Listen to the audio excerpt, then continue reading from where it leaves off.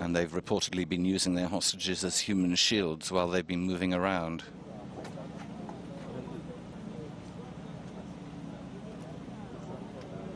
It is believed that they have set up one strong point for a last stand in the underground car park, but that, as is the case with much of the information, is confused and is subject to verification.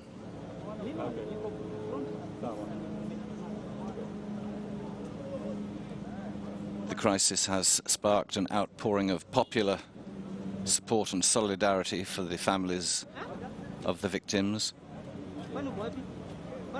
Apparently over $300,000 has already been pledged by donors wanting to help.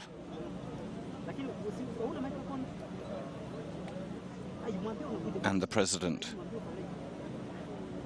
has spoken of his pride in seeing how the Kenyan people are coming together in the face of this crisis. He has, of course, lost his own nephew in the assault. And the country's deputy prime minister, who was in, deputy president, I beg your pardon, who was in The Hague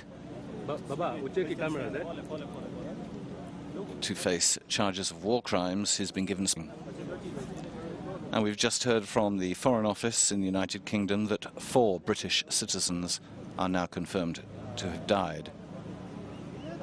That's an update from the last figure we had, which was 3 British citizens killed. We now know 4 British citizens have been killed.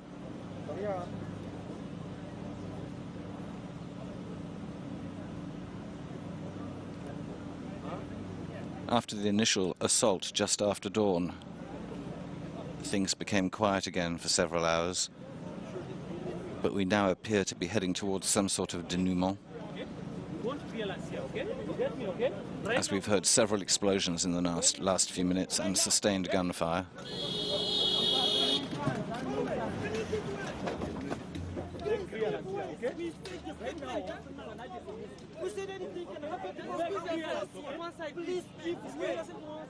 Security forces have also evacuated a nearby school for reasons we as yet are unable to determine. And in this tense situation, even the smallest thing can spark panic. A few minutes ago, everybody outside the building was told to lie down, and shots rang out as it was feared a terrorist sniper had got onto the roof. But this later emerged to be a false report. Apparently, somebody outside the embassy made a grab for someone's gun for an as yet unknown reason, sparking the panic.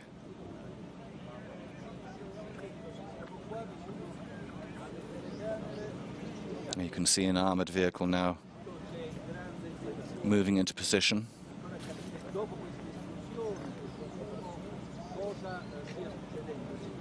There's no doubt that the Kenyan government, with the US and Israeli special forces, have the men and the firepower to end this. The question is, can they end it without any further loss of civilian life? But that does appear to be extremely unlikely.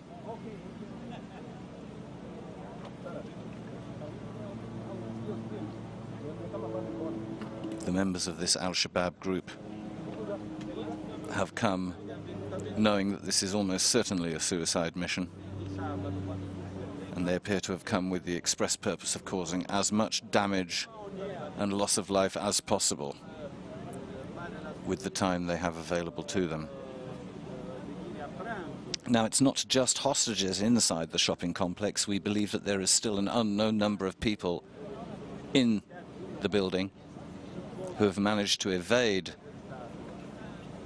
the terrorists and are still just too scared to move and are still hiding inside the building.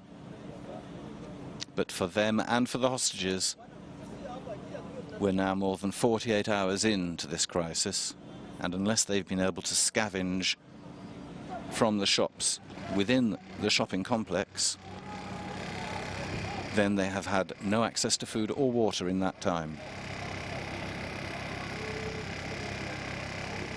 Apparently there's been a huge upsurge of blood donors volunteering in Nairobi.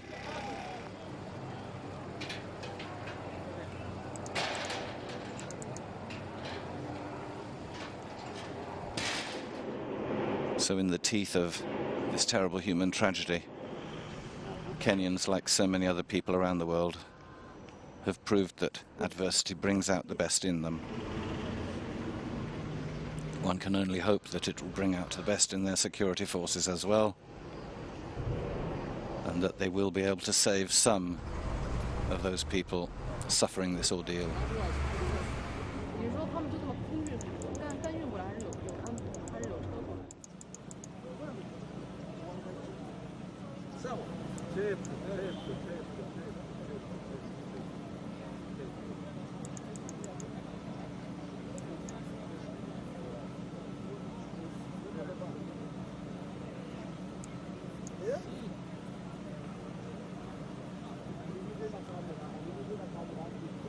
The Kenyan Deputy President, William Ruto, says it's clear the Nairobi attack is linked to the presence of Kenyan troops in Somalia, where they've been fighting al-Shabaab militants since 2011.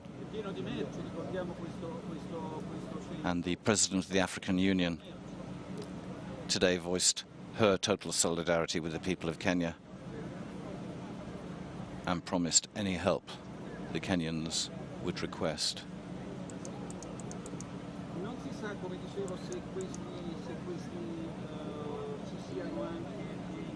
We're also starting to get a flood of eyewitness reports from the more than 1,000 people who were able to be evacuated safely from the complex by the Kenyan security forces.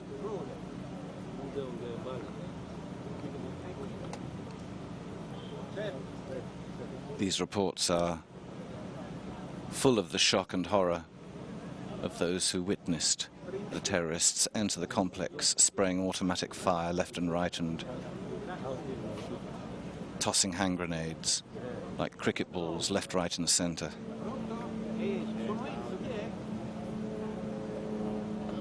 For example, we have the statement of Kamal Kaur, a local radio presenter who was with her 2 young children on Saturday, taking part in a cookery demonstration when the attack began. She reported how a grenade went off near them and shots were fired at them, one just missing her son by a fraction.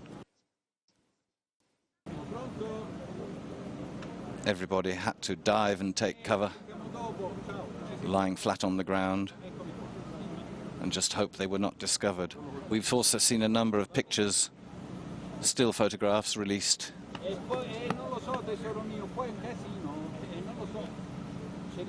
And of course a picture is worth 1,000 words, and one picture I've seen this morning was of a little white girl, 5 or 6 years old, all on her own in the middle of one of the pedestrian walkways, running towards a Kenyan with a pistol in his hand and an outstretched arm, beckoning her towards him to come for safety. Totally lost, without her parents. One can only imagine what must have been going through her mind. And her story is just one of many that we will no doubt hear in the coming days. Who she is, we do not know. At least she is safe.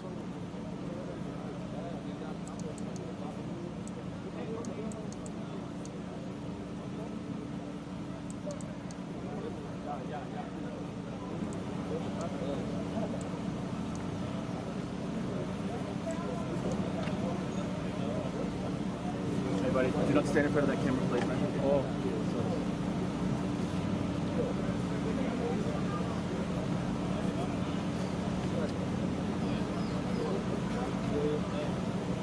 The situation hasn't been helped by a number of conflicting statements released by various branches of the Kenyan administration contradicting themselves. We've had statements diametrically opposed to each other coming from the police, the security forces and the government.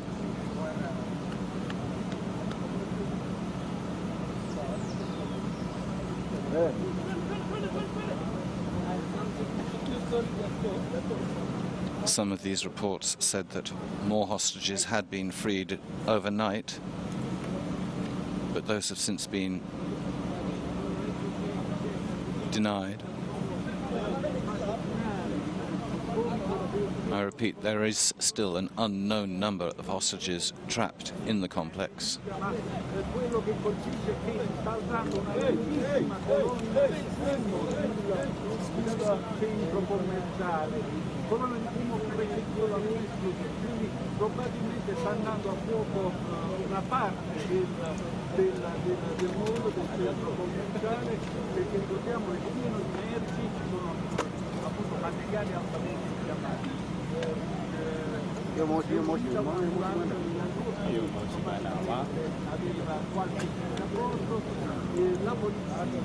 The Kenyan authorities have just said that the assault is now intensifying. A number of explosions have been heard in the last few minutes, and there was panic at one moment in the triage center, which is trying to deal with the injured and those who've been able to get out of the building, when it was feared that it was about to come under attack from explosives and automatic gunfire. Rumors are swirling thick and fast, and everybody around here is very, very jumpy indeed.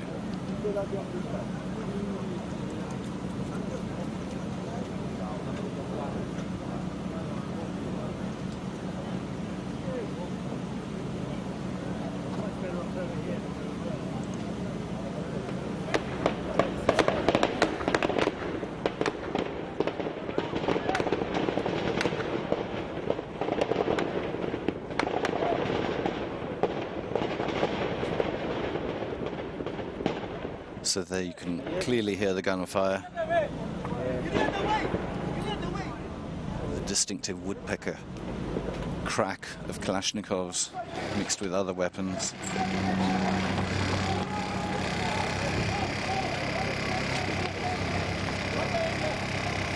And that there is one big column of smoke now pouring out of Westgate. The pictures you're watching at the moment are earlier today, but on the screen I have in my cabin here of the live pictures, the column of smoke that you saw earlier is now thicker, blacker, and more voluminous.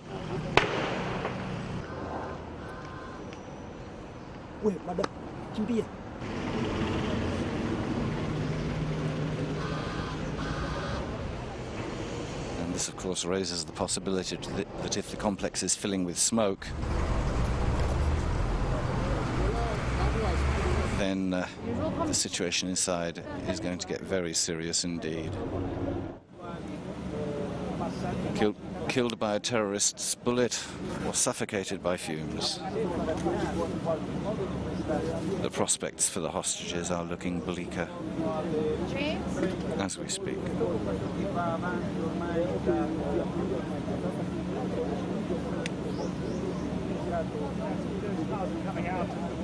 So just to recapitulate with some numbers, we know that 69 people have been killed, 4 of them Britons. We know that another 10 bodies were discovered in the complex this morning. A further 63 people are missing.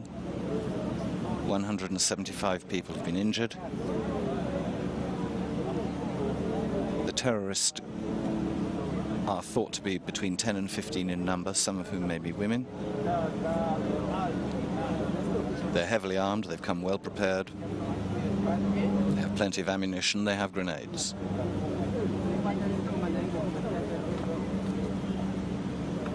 And they are surely prepared to die for their cause. They warned the Kenyan government that any assault would trigger the execution of the hostages. Well, that assault has now begun.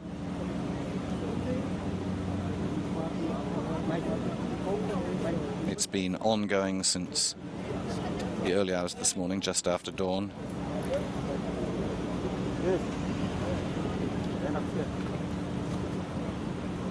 But we may be heading towards the final act in this tragedy. No one can really say for sure.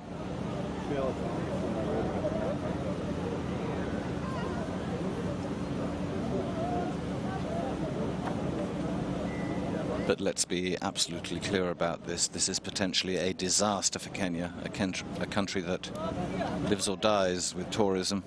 It's a vital component of the country's economy. 4 years ago, there was a violent election in this country, which saw a huge fall-off in tourist numbers. The country recently held another election, this time peaceful. But the simple fear of there being a repeat of the violence of 4 years ago led to a huge fall-off in tourist bookings.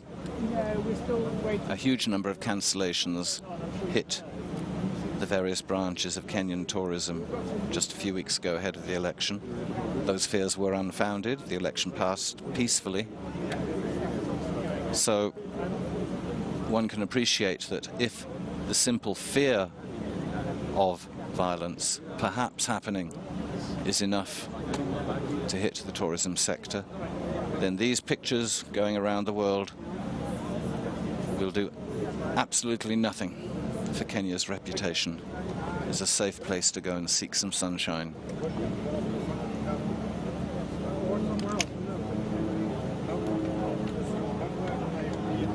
It is the last thing the country needed.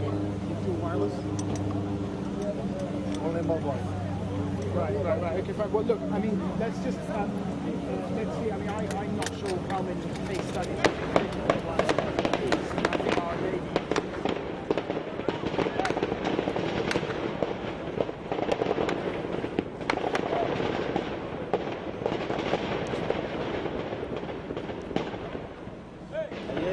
Now, we've just heard that the explosions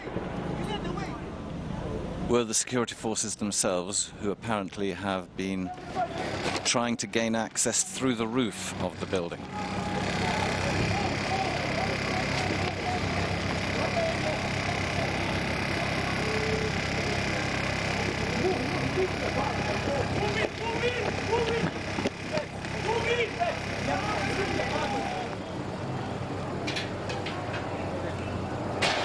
Another aspect of this siege that I think is worth repeating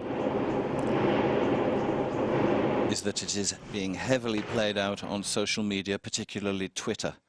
This group of al-Shabaab terrorists appears to have cottoned on to the fact that in a siege situation where the site of the siege is surrounded by security forces, you're cut off from the outside world, and you cannot produce propaganda effectively.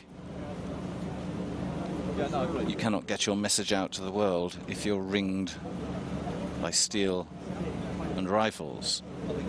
And so they've come into this siege with mobile phones, with portable electronic devices, and they've been tweeting throughout, sending their messages of hate and intolerance out to their supporters around the world. It's believed to be the first time terrorists have resorted to Twitter in such a way. Just like to put my correspondence where you're sitting, if you don't mind, please.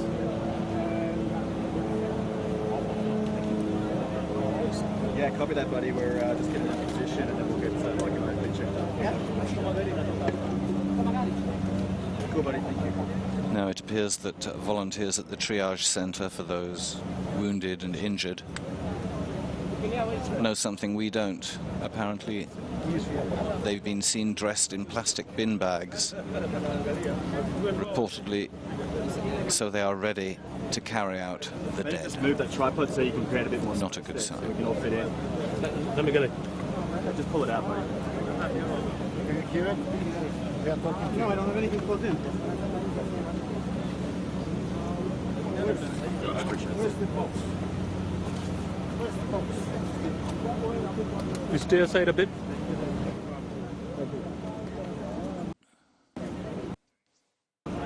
Hello, 1, 2, 3, 4, 5, 6, 7, 8, 9, 10. How's that?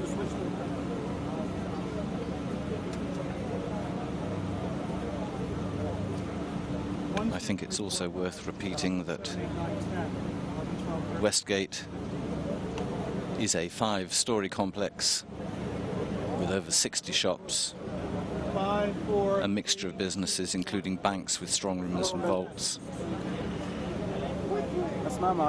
a veritable rabbit warren, a nightmare for security forces to try and sweep through and find every square meter. Yes, exactly. 13 minutes.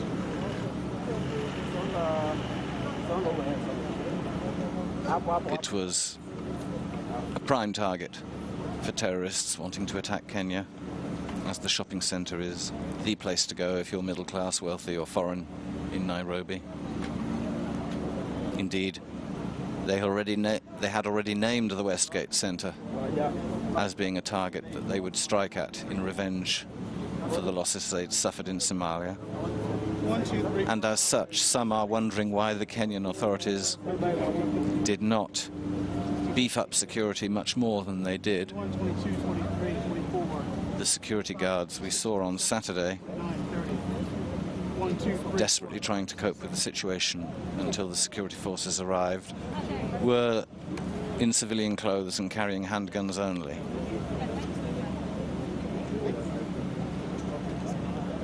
They were clearly outnumbered and outgunned by the al-Shabaab group,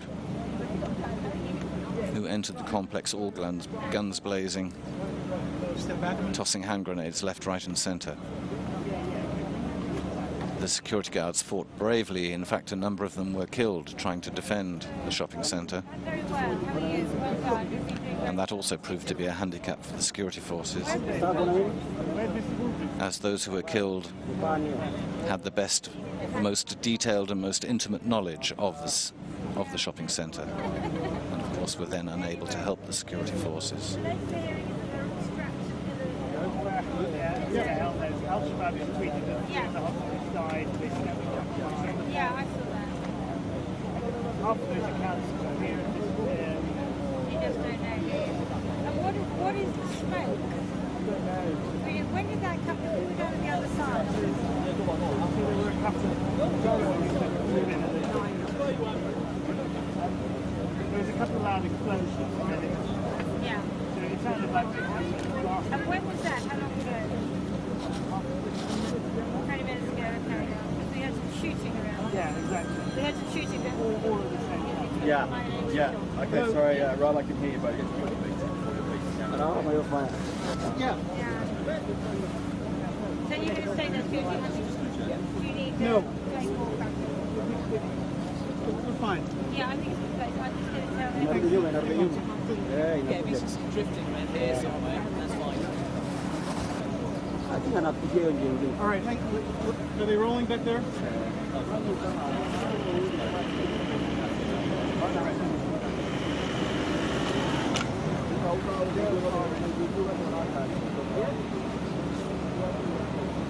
I'm going to do an ASLAT.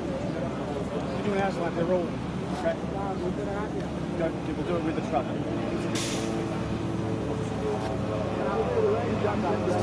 Anytime. Good morning. Early this morning, we heard 7 or 8 loud, huge explosions in sequence. Boom, boom, boom. And the result, you can see, is a huge black cloud over the mall. The Kenyan government had always said that this was the moment that they wanted to bring the situation to a conclusion.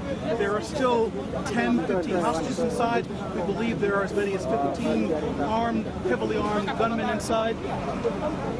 That is the route to the mall down this road. Yeah. Yeah.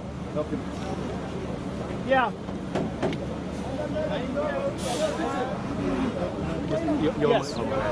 Something back there.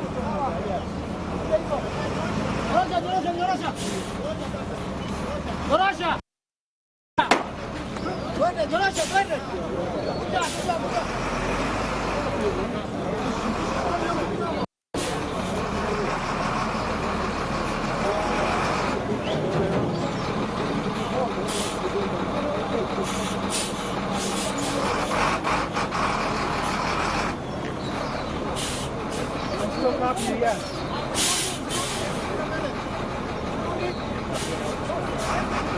All right.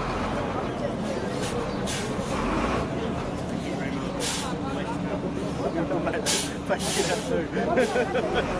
I'll record it for you.